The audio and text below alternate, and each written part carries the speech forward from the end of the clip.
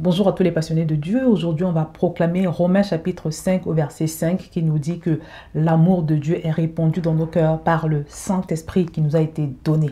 C'est un passage qui est révélateur une fois de plus, ce que le Saint-Esprit est capable de faire parce qu'il nous dit que si tu veux être une personne, si tu veux devenir une personne qui obéisse pleinement au plus grand commandement de Dieu, qui est de l'aimer de toutes nos forces, il faut simplement que tu te connectes au Saint-Esprit. Et c'est vraiment extraordinaire parce que ça nous montre que finalement, le Saint-Esprit, c'est la source de tout, c'est la source de tout ce dont on peut avoir besoin. Parce que quand tu lis la Bible, il nous est dit également que, par exemple, personne ne peut dire que Jésus-Christ est Seigneur si ce n'est par le Saint-Esprit. Donc, ça veut dire que le Saint-Esprit, il est capable de... C'est lui, en fait, qui déverse l'amour de Dieu dans nos cœurs. Il y a des gens qui me demandent pourquoi je n'arrive pas à aimer Dieu, je n'arrive pas à devenir passionné de Dieu. Josiane, comment est-ce que je peux faire pour devenir une passionnée de Dieu? J'ai tellement envie de devenir une passionnée de Dieu ou un passionné de Dieu. Cette parole te dit que l'amour de Dieu, cet amour-là, est déversé dans ton cœur par le Saint-Esprit.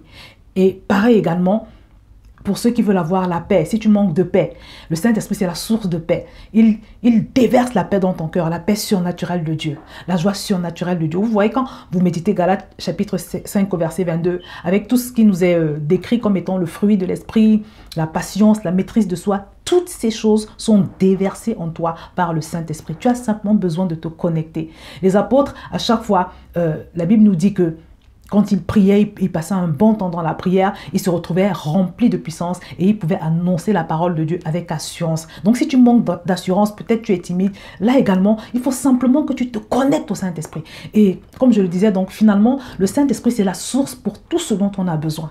Il est la source de tout ce dont tu peux avoir besoin. Et je te demande ce matin, de quoi as-tu besoin dans ta vie? Quelle est la frustration de ta vie? Le Saint-Esprit a la réponse.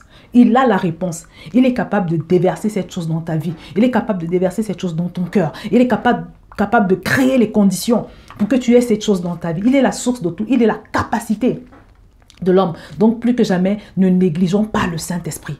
Ne négligeons pas le Saint-Esprit. Saisis l'opportunité de ce challenge pour te connecter au maximum, pour vraiment devenir uni à lui, comme jamais par le passé. Et je te promets, mon frère, ma soeur, que tu vas avoir déversé dans ta vie toutes les choses dont tu peux avoir besoin. Que le Seigneur te bénisse et n'oublie pas de me mettre ton verset en bas de cette vidéo.